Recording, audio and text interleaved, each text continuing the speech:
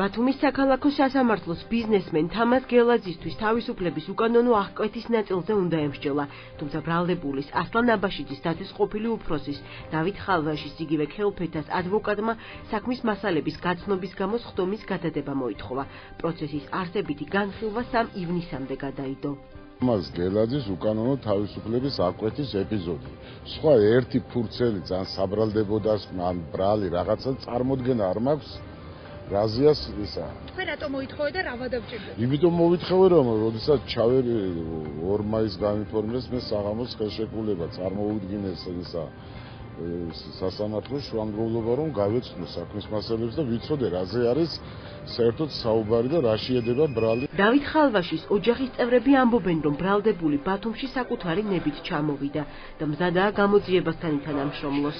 გადაიდო იმიტომ რომ ახალი ადვოკატია საქმის მასალებს უნდა გაესწროს. თვითონ განსაშერიც არ იყო აქეთ იცით ჩამოვიდა გამოცხადდა თვითონ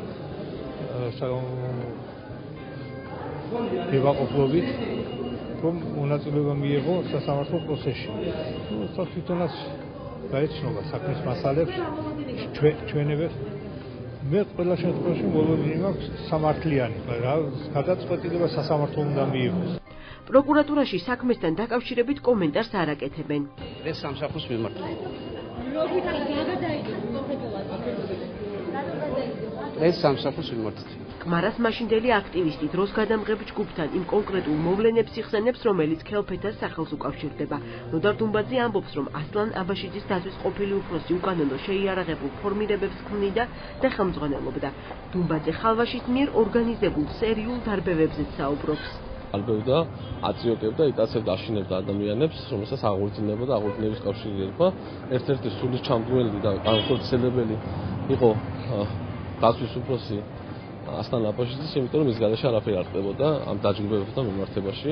ჩვენ მოვითხოვთ, რა თქმა უნდა, არა მარტო ეს საქმეები, ყველა ის საქმეები, რომელიც მაშინ დარბევებს და ადამიანის გადაცემას ჰქონდა ადგილი, ყველა საქმე უნდა გამოიწვიოს. დავით ხალვაშს 9 წლის წინ დაუსწრებლად 7 წლიანი პატიმრობა შეეფარდა. იგი სამშობლოში 22 აპრილს სარფის საბაჟოს გავლით დაბრუნდა და სამართალდამცველებმა ადგილზე აიყვანეს.